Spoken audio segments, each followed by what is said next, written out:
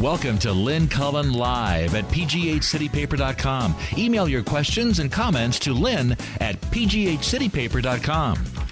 Hey there, how you doing? Welcome to Friday, the last Friday before the end of this horrific election torture. I got an eye that's giving me some trouble, so if I look a little odd, that's what's going on. Oh, dear. So Hillary's coming when? Today? Heinz Field? I just found that out. I'm out of it. I would avoid all such events myself, but having been to one of Hillary's events here, and of course, as you know, gotten busted in the process, I'm disinclined to go through that again. So, yike. Here we go. Here we go. I guess things are tightening up. I mean, I'm hearing it now from even media outlets that aren't inclined to whip up hysteria. But then, which ones are those? Do we know? It made me think, because I read this quote. Oh, great. I ripped it out and ripped the quote out with it. It's a woman. Here it is. Because Melania Trump spoke in suburban Philadelphia yesterday. We won't even get into that. If she's first lady, her thing will be about bullying. Stopping the bullying, especially the cyberbullying. What?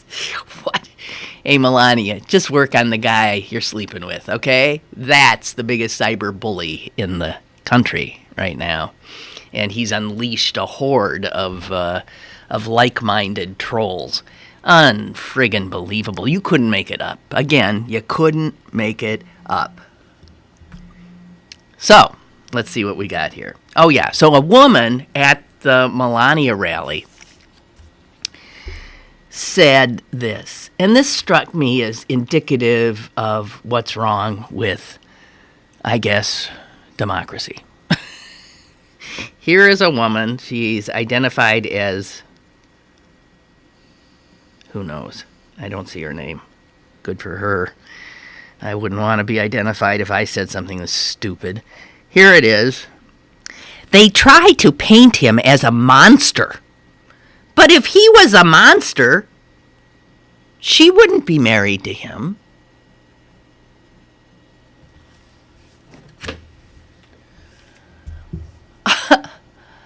Oh, dear. I mean, that presupposes all kinds of things that this woman has no knowledge of whatsoever. She sounds like she knows Melania Trump. She doesn't know Melania Trump. She's a pretty woman with a Slovenian accent standing there reading a speech somebody wrote for her. What do you know about her? You know she married this vile human being. But you've decided she looks so lovely that if she married him, why, he must be wonderful, just like her. It's the same as when people say, well, look at his children. I mean, a horrible, horrible human being couldn't raise such wonderful children. What wonderful children is my retort? What wonderful children? That's what we heard over and over again when they all spoke at the Republican National Convention. Oh, the raves, the oohs, the ahs from all cable commentators. Oh, they didn't know what to say. I mean, these three were the most polished, wondrous beings, these four, or whatever they were. So, here's the thing. What are you basing that on? The wonderful children. I'll tell you what you're basing it on. They look good. They're attractive, kind of. And two, they spoke well. They, like their stepmother, read a speech that somebody else had written for them. And they're good children? They're wonderful people? What? It doesn't say anything about them. And in fact, the more we know about them, actual facts and impromptu remarks that come out of their mouths, we see that they seem to be frighteningly like chips off the old block. They might be horrible people. Why do we base our impression about somebody's abilities and goodness and virtues based solely on their physical shell? You know, I'm not this that you're seeing. That's not me. It's not. I'm inside it. I'm inside of it. I could be the same person and be some babe, some gorgeous, like, babe that could be my shell. I have nothing to do with the shell. It got handed to me at birth, essentially. I mean, I have something to do with how I put it together and present it. But this idea that we think we can know somebody's heart, soul, worth, value, mind by the shell they're in. Really incredible. But we know we all do this. I mean, the number of studies that have been done showing that there is a just inbred bias in all of our heads for attractive people. We know attractive people, taller people, thinner people, blah, blah, blah, blah, blah. It's all, if somebody fits this sense of, whoa, nice shell, that we then attribute to them all kinds of wonderful qualities.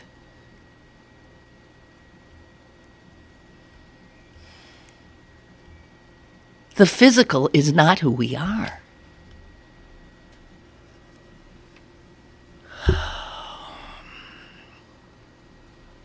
So this idiot, like millions of other idiots, unthinking, not serious enough to think it through, says, if he was a monster, she wouldn't be married to him.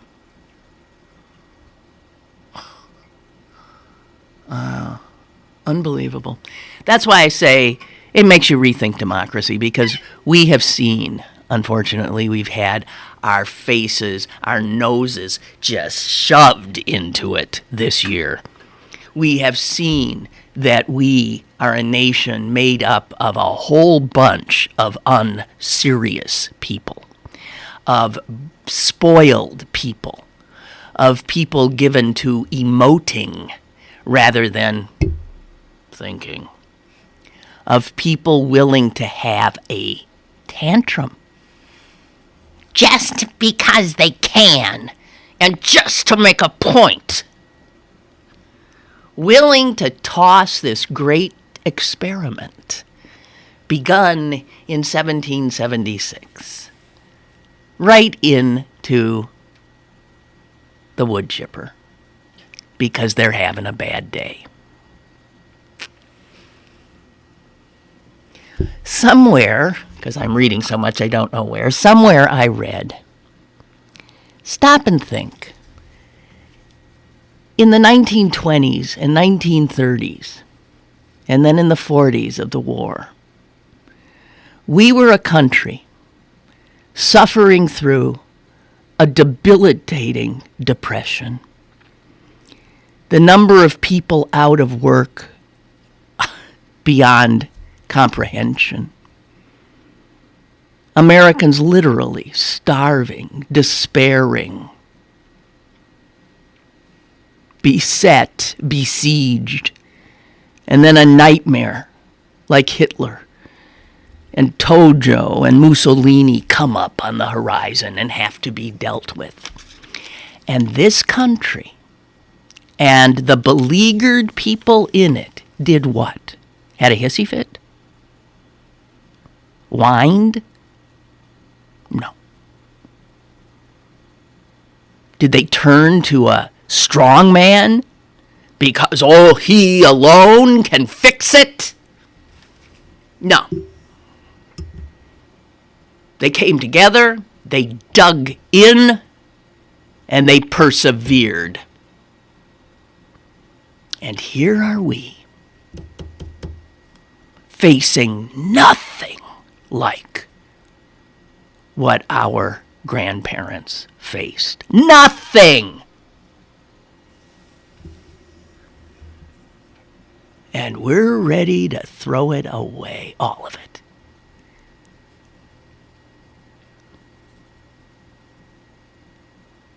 The shame I feel is the hardest part of this god-awful year. The shame I feel.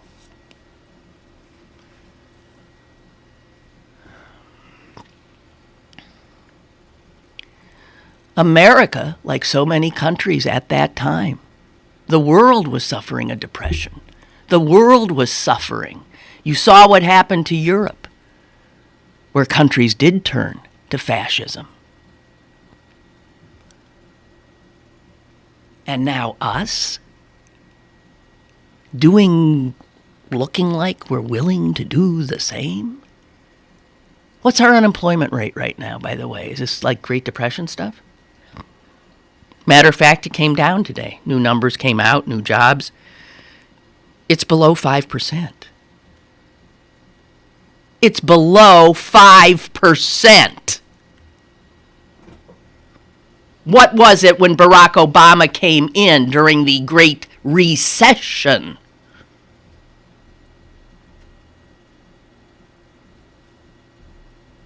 Things are changing. Things are in flux. And Americans are panicking and do not have the resolve. And again, the worst part, they do not have the seriousness required to not give in to emotion, to not wallow in their own feelings of depression and anger.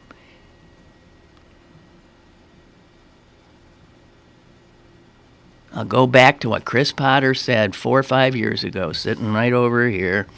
We are unserious people living in serious times. And I feel shame.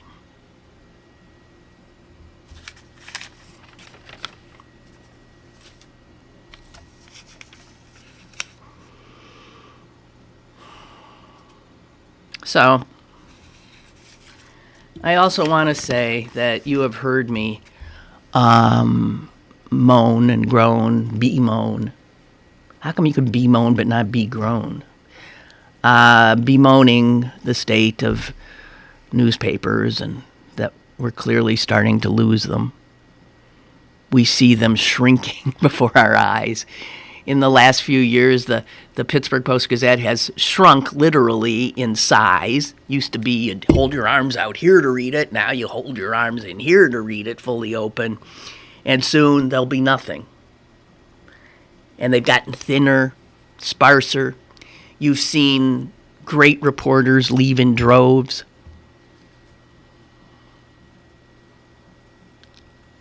Well, here is another indication. I didn't say anything for the last few days.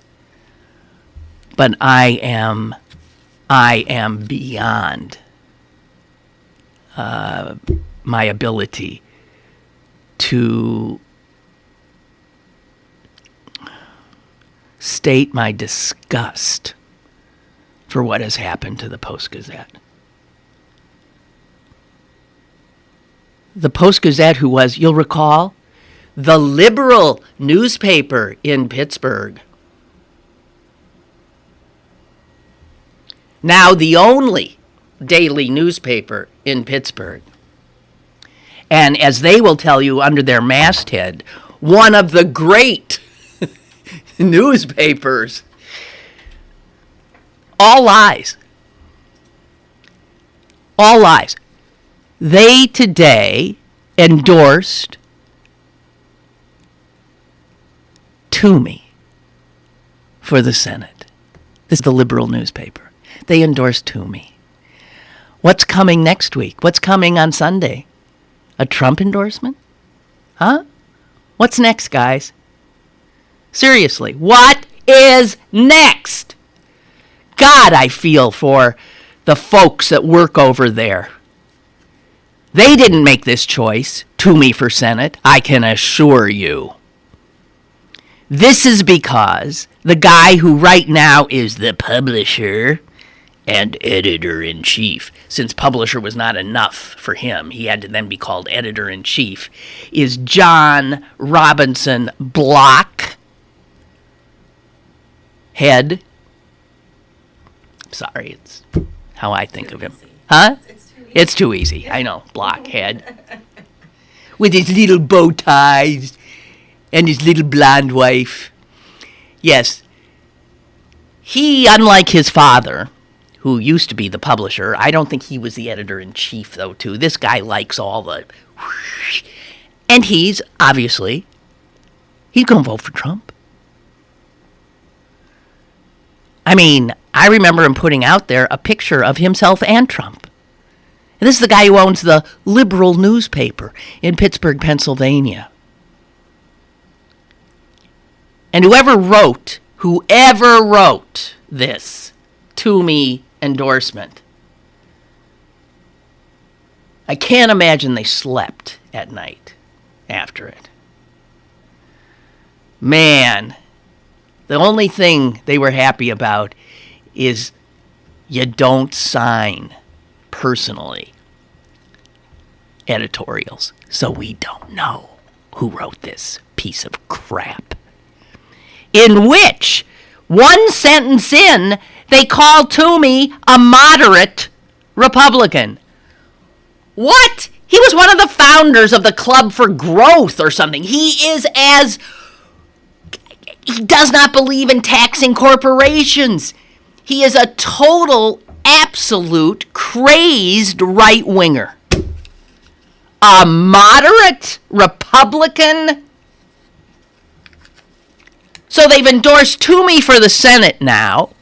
And this is after, a day ago, they endorsed Mike Turzai for the State House in Harrisburg. May I remind you who Mike Turzai is?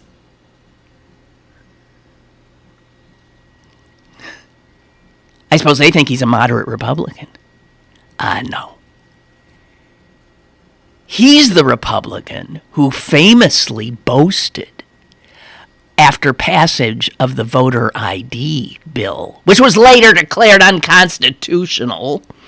He's the one who famously said when Romney was running against Obama,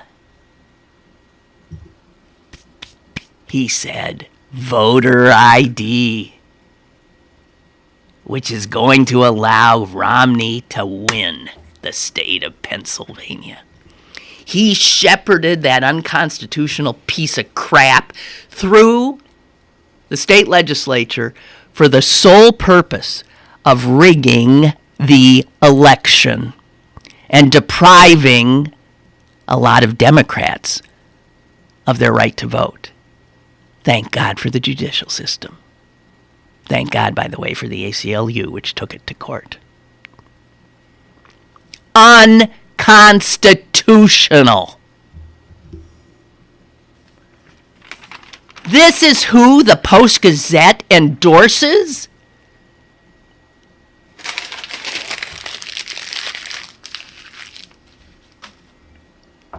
Now, when it comes to local races, what I've always heard is, Blockhead has this, has this obsession with the Liquor Control Board, with the fact that he can't go to a regular private liquor store in this state.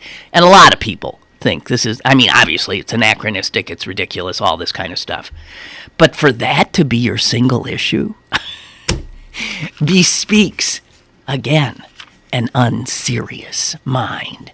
So that was the reason they've endorsed a lot of disgusting Republicans in the past.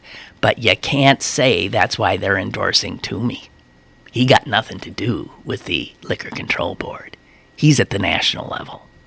So let me just tell you, I've got a feeling that there was a fight over there. I'm willing to bet there was an effort to do a Trump endorsement. I cannot believe they would do it. I just cannot believe they would do it, because it would finish off their dwindling subscriber base. Unbelievable. Oh my God. Let's see. Dorothea writes, you mentioned the race tightening up. I'm predicting we won't know who won until midday on Wednesday. Or maybe even Thursday. I don't think I can handle that, Dorothea.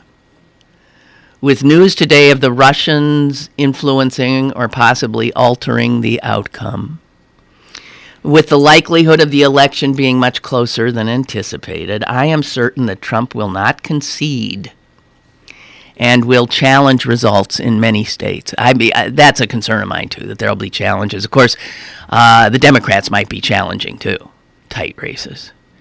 It's been reported that Trump has amassed a small army of attorneys in Florida, Pennsylvania, North Carolina, and Ohio. Yes, but so have Hillary's people. It is tight. MSNBC reported this morning that a tie of 269 to 269 electoral votes is possible, only if Trump wins New Hampshire, where he currently leads. Well, if Trump wins New Hampshire and whatever other states they gave him. But we know here that our state, which was reliably blue for her, is now getting really squiggly, as are a lot of the other. Remember just 2 weeks ago we were talking somewhat drunkenly, I might think, about Texas maybe going to Clinton. Arizona going to Clinton. What a difference a few WikiLeaks drops and other stuff can make. And I want to share with you, well, here, I'll just remember it. Somebody said, and I cannot attribute it, because I don't know where it originated, that what this election is obviously a debacle, unprecedented, all those things, but it is also the first election in American history where the KKK, the KGB, and the FBI are all actively working for the same result.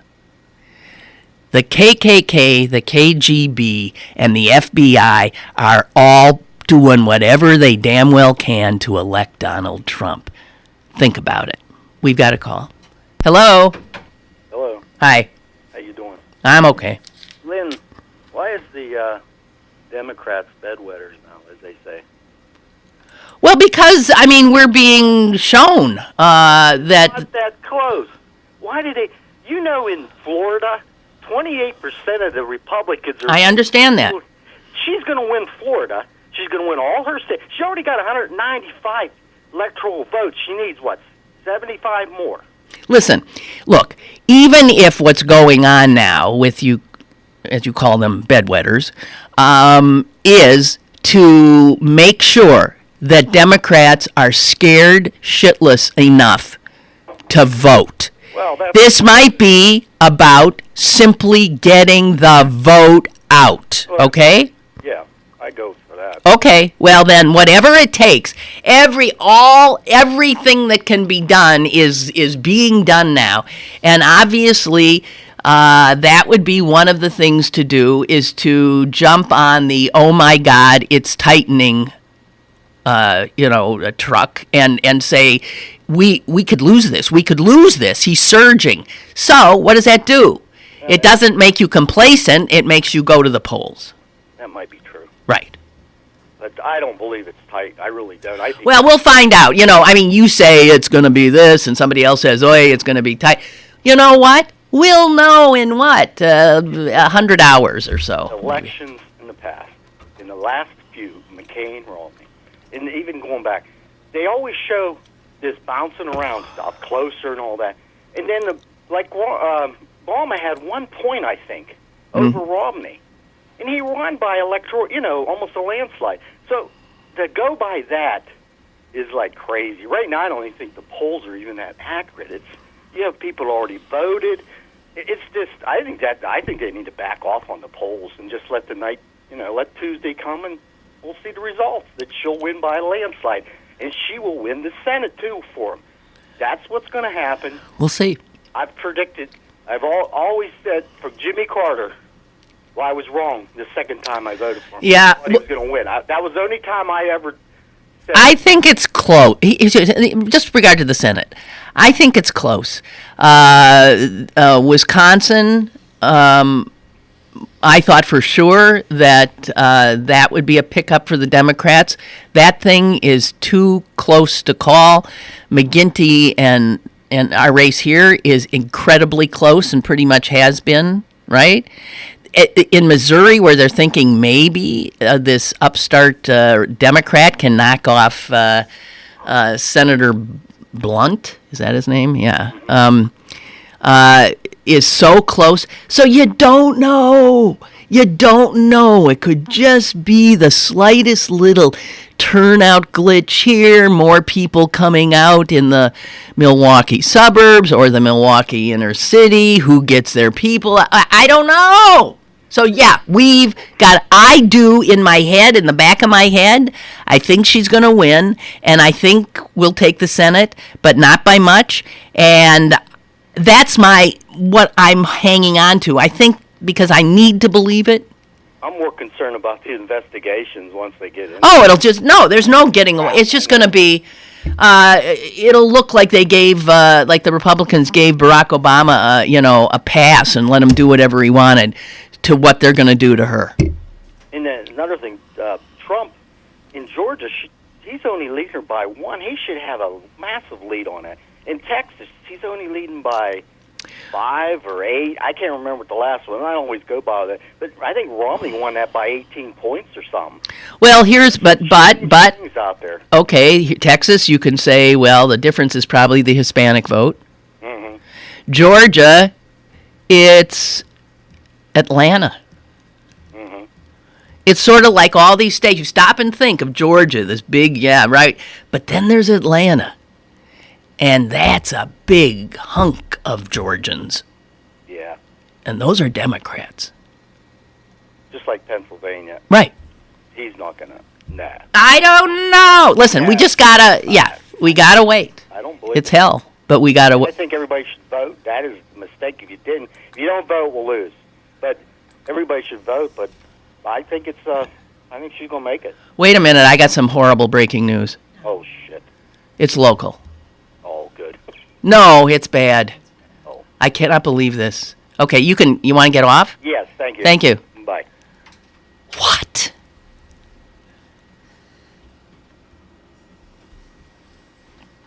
Pittsburgh Chief of Police Cameron McLay is leaving. No.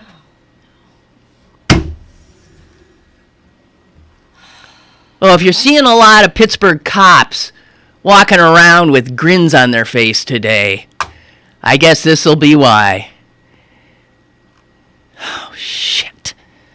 Here's what it says. Thank you, Milt, by the way. Rumors began swirling yesterday that McLay was resigning. But his exact status remains unclear. Assistant Chief Schubert, a longtime veteran, is in charge of operations.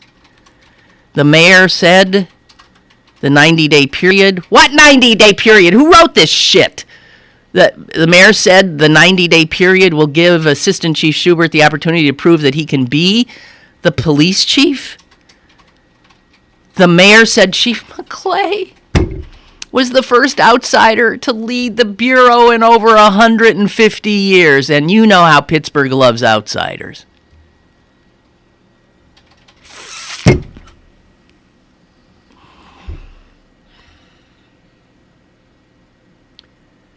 Chief McLay said,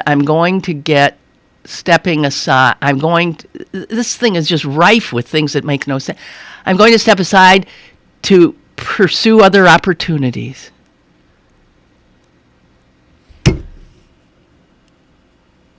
What the hell? What the holy hell?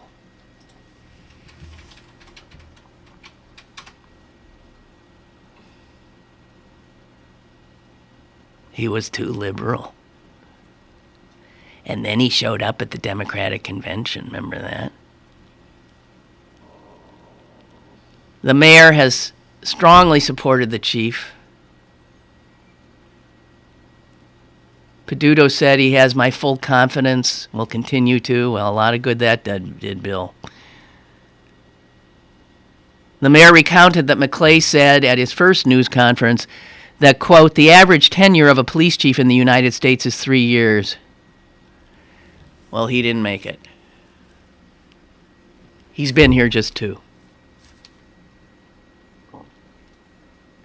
Do you remember when he was hired and I had on the former police chief of Madison, Wisconsin, where he came from, who had hired him originally, who was his mentor? His name is David Cooper. He was the chief of police when I lived in Madison, and then he later left the police and became a minister. And he said to us when I had him on, you guys are going to have his back because he is going to be under intense, unremitting pressure from the police union and from others who want him out, who want the status quo, who don't want some outside reformer coming in and telling us how to run our police department. I guess we didn't have his back.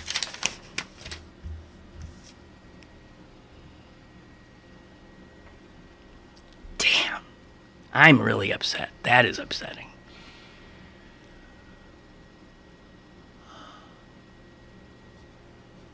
When did that happen, and why did I not see that? Is this because I don't listen to any local news anymore? 37 minutes ago. Huh? Is that when it happened? They reported it 37 minutes ago. They reported it 37 minutes ago, but they're saying rumors were swirling Thursday. Well, why wouldn't I, a crazed Twitter person, have seen something about rumors swirling?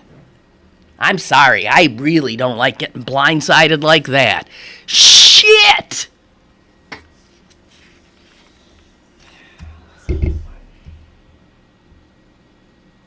You know, we can freak out about what's happening to Donald Trump, Hillary Clinton, but you live in a certain place. And the things and the people who are running things right where you live have a greater impact on your quality of life than anything.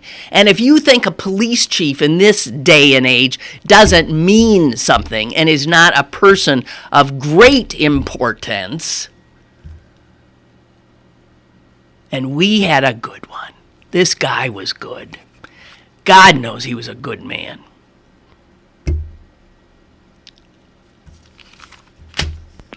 Hello, caller. Caller, hello? No? Okay, well, I'm sorry. Wow, Milt. Thank you. Milt sent me that. God bless you. Oh, God, that upset me. Now they're calling back. Hello, caller?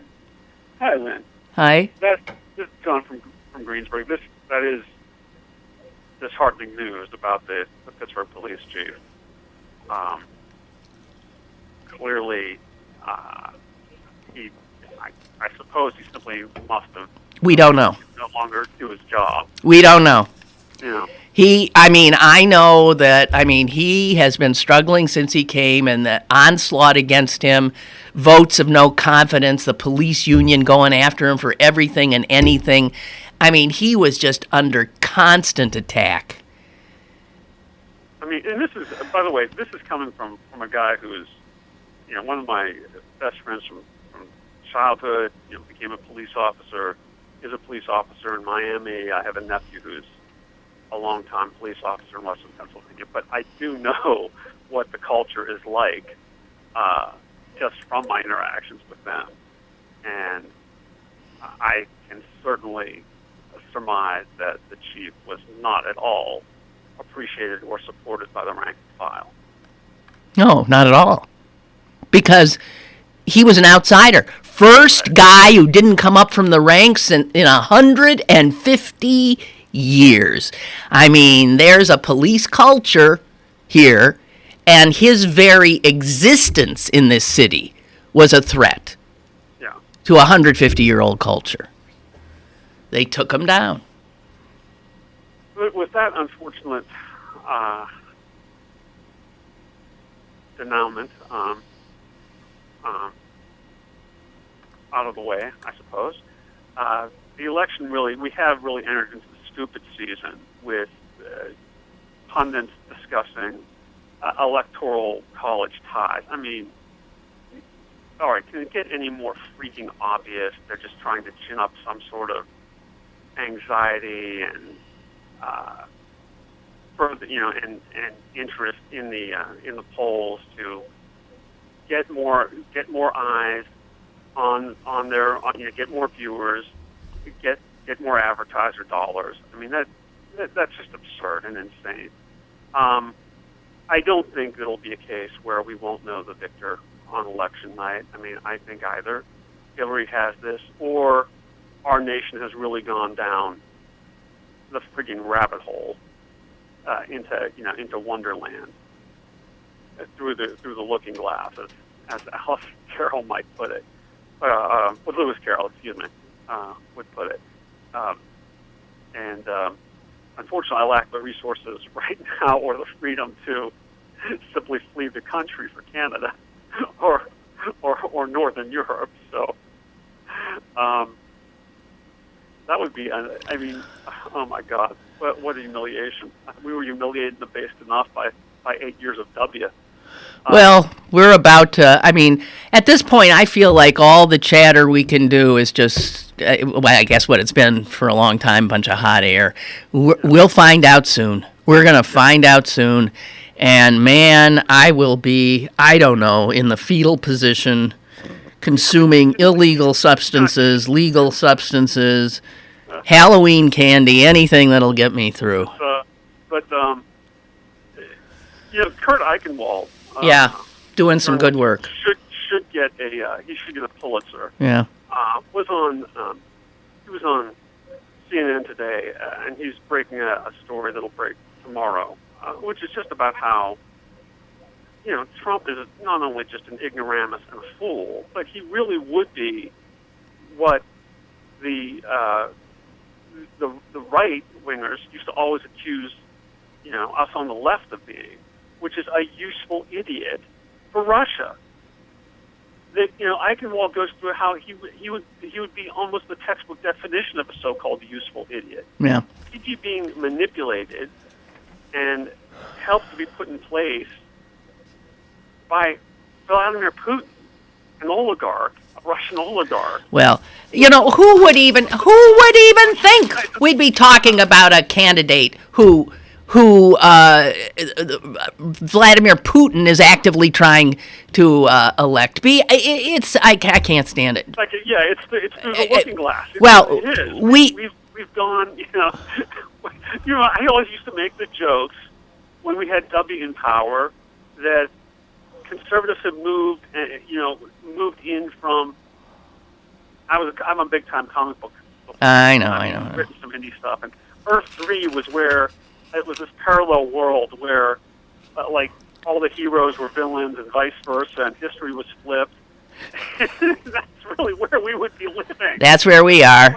When the FBI collaborates with Russian gangsters Okay. to put a president in place. Well, you say, I've got an email I want to share here. Thank you. And it's what you just said reminded me to share it, because you say comic books sort of are like where we're living now. Here's another possible, here's something else that I want to share. Thanks, John. This is from Mary. I was watching Stephen Colbert last night, and he had Ron Suskind on his show. Suskind has made a documentary about his son, who is autistic, and how his family and he were literally able to finally reach each other through Disney films that the kid watched over and over and over again. Now, his son is named Owen, and Owen was asked in an interview what he thought of Donald Trump. He thought for a moment and then said, Trump is Gaston. Is that how it's pronounced? Gaston? Gaston? He is handsome but insecure. He is a bully. He assembles a mob based on hatred of people not like him. Wow. At the beginning, you think he's a hero, but by the end, you realize he's the villain.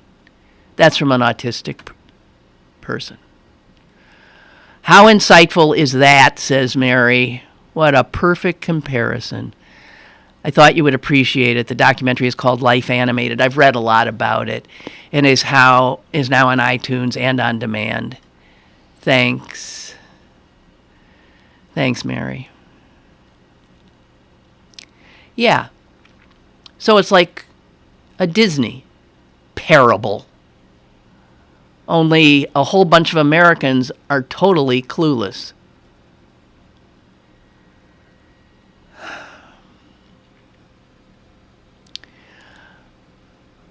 Okay, there's something. I've gotten something from someone at the Post-Gazette who is not named, and I have a correction to make. Lynn, please don't say John Robinson Block, that's the publisher and editor-in-chief, is the son of William Block, who was the past editor. Because William Block was, as the writer says, very decent liberal man. John Robinson Block, the current blockhead, is his nephew. Okay, thank you. Raised by his father, Paul, in Toledo. Many, many family members do not agree with John and Alan's conservative views. Since they are running the company now, there is little we can do. This is coming from someone in the PG. Little we can do to stop the sad change in the liberal viewpoint of the Post-Gazette. We try with whatever we can to modify their harshly conservative views, but not much seems to work. Oh, this is from somebody inside. I feel for you guys. I just friggin' feel for you. And then I am told that Don Block is the son of William Block, and he runs the Greater Pittsburgh Literacy Council. I think he's the chair of their board, right? I've dealt with him when I did an event for them, and he's a lovely man. Why isn't he the editor and the publisher? Why didn't he go to finish what his dad started? Damn it. He's a good guy. You can tell he runs a literacy council. Fuck.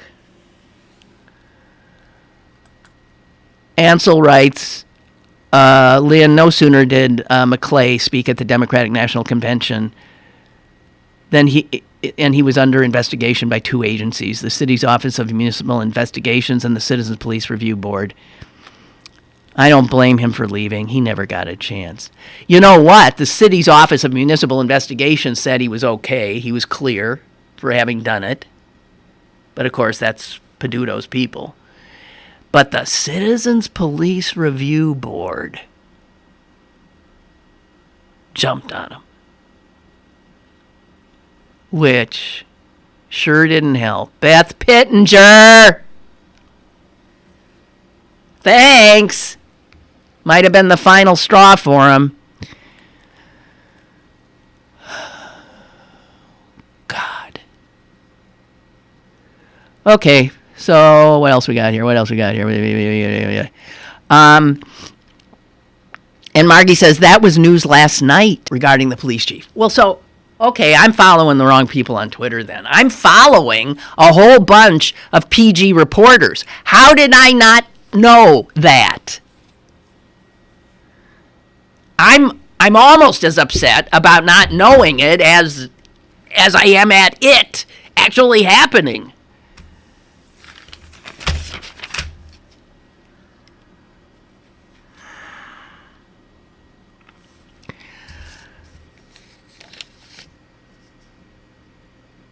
So here's what I was wondering. How many relationships, marriages even, will break up because of this election? How many? Because I think it'll be, it wouldn't be the only, it'll be like for a relationship it'll be bang, the final straw. And I'll tell you this too. There are a whole bunch of angry white guys voting for Trump who think their wives are voting for Trump. And guess what, guys? She isn't. She can tell you that, but she is not. She's canceling your effing vote out on Tuesday. Any woman who votes for him has to have her head examined. Of all the things I haven't been able to comprehend during this insane last year, that's the one I don't get. When you find out you don't even understand your own gender. You don't even understand, I know women can be a mystery to you guys. But guess what? They're a mystery to us women, too. I don't get it.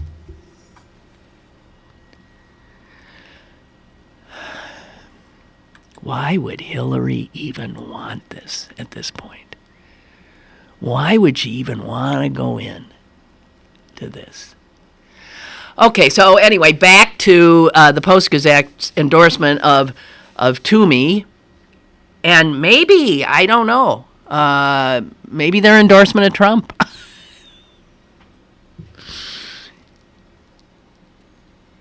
Quite clearly, the publisher of the PG is going to vote for Trump, quite clearly. If he can, I would think, God, if you worked there, you would just resign and protest. Ask Cam McLay where he's heading off to and just go with him. Be a better place. Anyway, the Washington Post, a slightly better newspaper than the Post-Gazette, has an editorial today, too. They do not endorse Patrick Toomey. In fact, they use his face under a headline that says this: history will remember which Republicans failed the Trump test. And there is Patrick Toomey's weaselly little face underneath it. And then they go on to say, when the Republic was in danger, where did you stand? History will ask that question of Republican leaders who knew that Donald Trump was unfit to be commander-in-chief. And so let us remember that some sitting senators, at risk to perhaps to their future tenure, have come out, Republicans, and said, Jeff Flake in Arizona, Lindsey Graham, South Carolina, Mitt Romney, late Colin Powell, Michael Hayden, Robert Gates, Brent Scowcroft. I mean, a whole bunch of people have come out. And a whole bunch have been silent. And I have said this before, it speaks volumes about their character. And history will tar and feather them. Will tar and feather Henry Kissinger, George Shultz, and Paul Ryan, and Mitch McConnell. Someone tweeted this morning something to the effect of, don't Ryan and McConnell know that they'll be led to the guillotine right behind Hillary Clinton if Trump were elected? Don't these weasels who are sort of voting for him, I voted for him, but I'm going to keep an arm's length away and maybe I can control, that those people are the worst. The worst. The Post notes how Senator Rand Paul, remember him? That curly-haired renegade. You remember him? Senator Paul Rand Paul. Great state of Kentucky. He called Trump, quote, a delusional narcissist and an orange-faced windbag. He later added that, quote, a speck of dirt is way more qualified to be president. And then he endorsed him.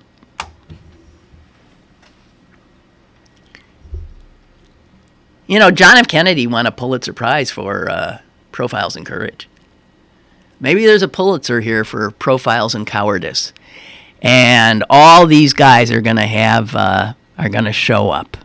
All these guys. That Senator Mike Crapo, he actually called for Trump to leave the race.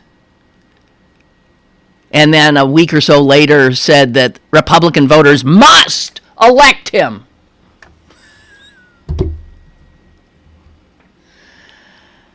And then the Post says this. Historians may find themselves most mystified, though, by the politicians who refused to say anything. Like Senator Pat Toomey, running for re-election in Pennsylvania. He is asking Pennsylvania voters for their trust. Yet he will not tell them for whom he will vote in the presidential election.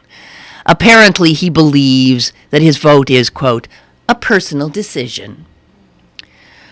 And the Post says this, no, Mr. Toomey, it is not a personal decision. It is a test of judgment.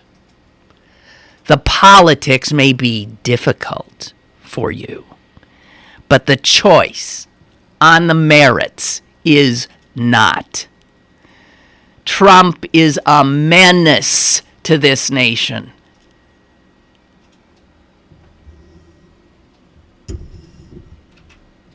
And those who have been silent, those who have supported him, history will, believe me, note it.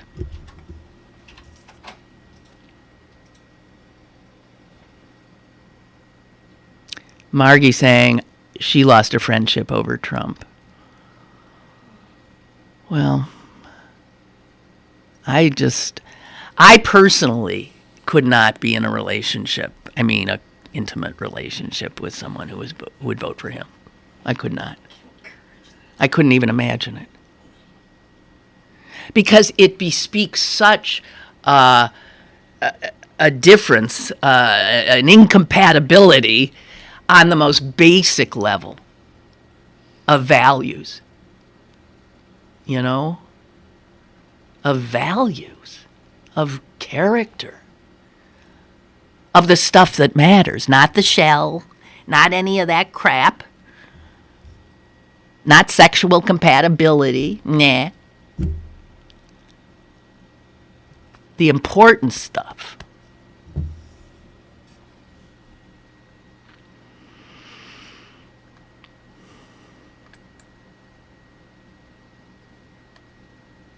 Okay, and now I've got one more thing which I came across which just blew my mind. Have you heard about the Harvard men's soccer team? Oh, you did? Celine said she did. I had not. Well, they were on their way to an extraordinary season, about to head into the NCAA finals or playoffs or whatever the hell. And their coach has canceled the entire rest of the season.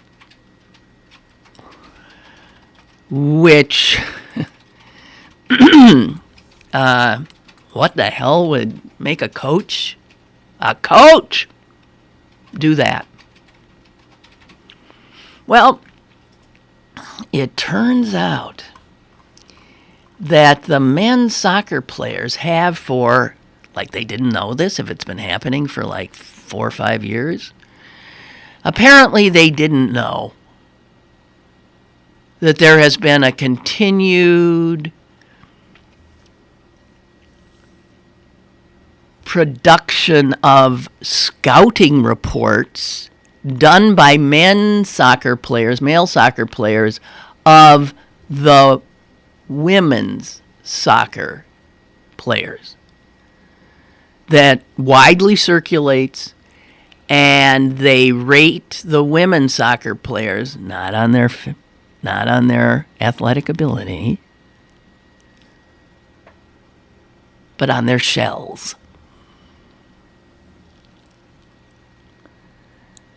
There's a numerical scale. I mean, this is based on sexual appeal.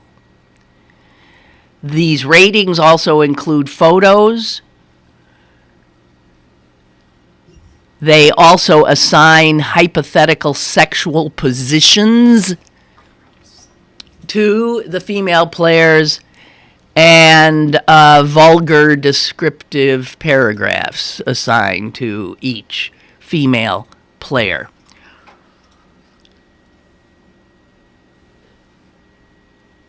Six of the women finally said A. And they said it in the Harvard newspaper, the Crimson. And they said this, in part. In all, we don't pity ourselves, nor do we ache most because of the personal nature of these attacks. More than anything, we are frustrated that this is a reality that all women have faced in the past and will continue to face throughout their lives. Guys, look what you do. Look what you do. We feel hopeless, say these young women, athletes. We feel hopeless because men, who are supposed to be our brothers, degrade us. We are appalled that female athletes who are told to feel empowered and proud of their abilities are reduced to a physical appearance. We are distraught that mothers having daughters almost a half century after getting equal rights have to worry about men's sense of entitlement to our bodies. We are concerned for the future because we know that the only way we can truly move past this culture is for the very men who perpetrate it to stop.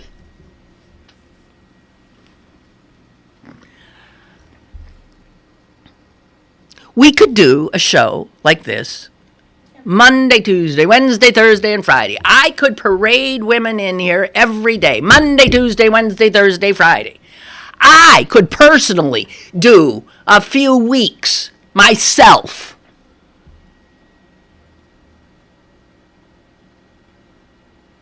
Boys will be boys.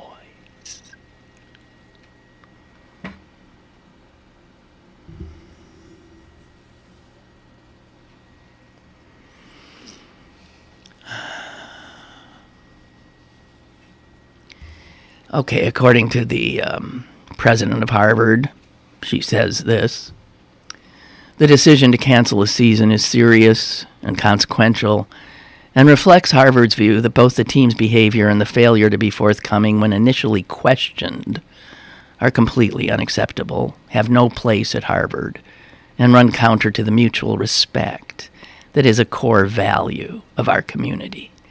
Hey, President Faust, bullshit.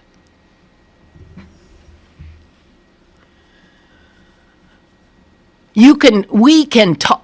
You can talk a really good game, all of us. But we know. Just turn to the woman sitting next to you. We know in real life, women are reduced constantly to these shells, to this. And that's not us. We're inside. How dare you?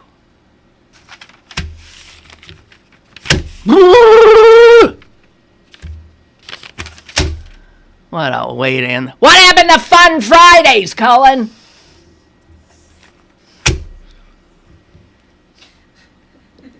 Okay, listen, I'm going to go because I can feel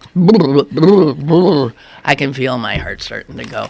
All right, last weekend before the beginning of the most horrible 4-year tenure for a president in the history of the country, except maybe Abraham Lincoln, but close, same kind of thing coming up. Have a good weekend and try to educate some fucking male in your orbit. Bye.